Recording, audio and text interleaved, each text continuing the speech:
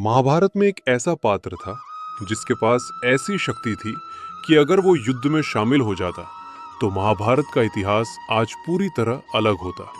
एक ऐसा व्यक्ति जिसके पास सिर्फ 3 अस्त्र थे, लेकिन उन तीनों की शक्ति इतनी भयानक थी कि पूरी दुनिया उन्हें देखकर कांप उठती। एक ऐसा योद्धा जो युद्ध होने से पहले ही युद्ध 8 का परिणाम देख सकता था, और इतना ही नहीं, उसका सिर कट जाने के बाद भी वो 18 दिनों तक जीवित रहा और उसने पूरा युद्ध अपनी आंखों से देखा। ये कौन था? इसकी शक्ति कहां से आई और इसका नाम इतिहास से क्यों छुपा दिया गया? इन सब का उत्तर आपको इस वीडियो के आखिरी हिस्से में मिलेगा, इसलिए कृपया वीडियो को अंत तक जरूर देखें, क्योंकि आज जो रहस्य उजागर होने वाला है वो आपकी महाभारत की सोच को हमेशा के लिए बदल देगा। और हां, अगर आप महाभारत के ऐसे ही चौंका देने वाले रहस्य जानना चाहते हैं तो चैनल को सब्सक्राइब करें और कमेंट में लिखें राधे राधे। महाभारत के युद्ध से पहले कुरुक्षेत्र की गलियों में एक युवा योद्धा पहुंचा। उसके चेहरे पर शांति थी, पर उसकी आंखों में ऐसा तेज था कि अनुभवी योद्धा भी विचलित हो जाते। उस युवा के पास सिर्फ 3 अस्त्र थे, लेकिन तीनों में ऐसी क्षमता थी कि वो अकेला पूरा युद्ध कुछ ही मिनटों में समाप्त कर सकता था। पहला अस्त्र, जिस पर निशाना साध दे वो अस्त्र पूरे युद्ध क्षेत्र की सभी वस्तुओं पर चिन्ह लगा देता। दूसरा अस्त्र उन सभी लक्ष्यों को एक ही क्षण में नष्ट कर देता। और तीसरा अस्त्र वापस लौटकर बताता कि अब युद्ध में कौन जीवित बचा है।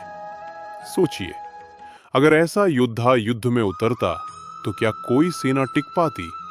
क्या कोई वीर उसके सामने खड़ा हो सकता? युद्ध तो पल भर में समाप्त हो जाता।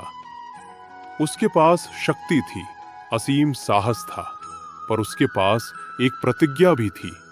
वो हमेशा हारे हुए पक्ष का साथ देगा। पर समस्या ये थी, महाभारत में दोनों पक्ष हर पल हारते और जीतते नजर आते थे। यदि वो कमजोर पक्ष का साथ देता, वो जीतने लगता, फिर दूसरा पक्ष कमजोर होता, वो उसका साथ देता। इसका मतलब युद्ध कभी खत्म ही नहीं होता। महाभारत अनंत काल तक चलता रहता। युद्ध शुरू होने के ठीक पहले कृष्ण एक साधारण ब्राह्मण के रूप में उस योद्धा के सामने पहुंचे। कृष्ण ने उसके अस्त्रों की महाशक्ति देखी और उसके वचन को सुना, और उसी क्षण समझ गए कि अगर ये योद्धा युद्ध में गया तो महाभारत की दिशा, इतिहास और भाग्य सब कुछ बदल जाएगा। इसलिए कृष्ण ने उससे कहा, मैं तुमसे एक दान मांगने आया हूं। और जिस चीज की मांग कृष्ण ने की वो सुनकर बड़े बड़े योद्धाओं का हृदय कांप जाता। लेकिन उस युवा ने बिना सोचे, बिना डरे, बिना विचलित हुए वो दान दे दिया। कृष्ण ने उससे उसका सिर मांगा, और वो भी युद्ध शुरू होने से पहले।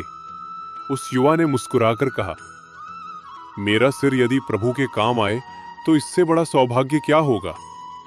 और उसने अपना सिर कृष्ण को अर्पित कर दिया। लेकिन चमत्कार तो ये था, सिर कट जाने के बाद भी वो जीवित रहा और कृष्ण ने उसे एक पर्वत पर स्थापित कर दिया। वो सिर पूरे 18 दिनों तक महाभारत का हर दृश्य देखता रहा।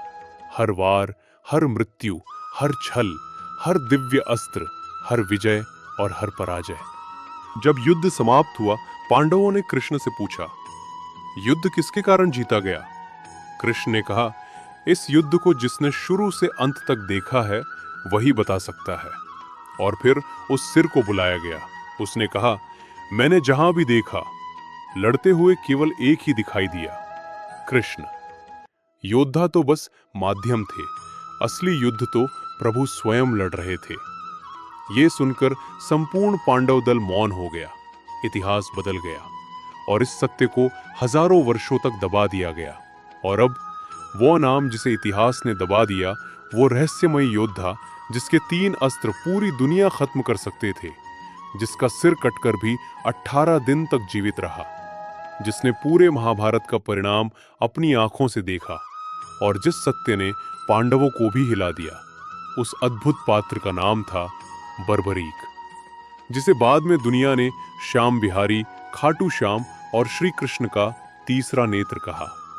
अगर आप ऐसे ही छुपे हुए, अनसुने और दिमाग हिला देने वाले रहस्य जानना चाहते हैं तो अभी चैनल को सब्सक्राइब करें।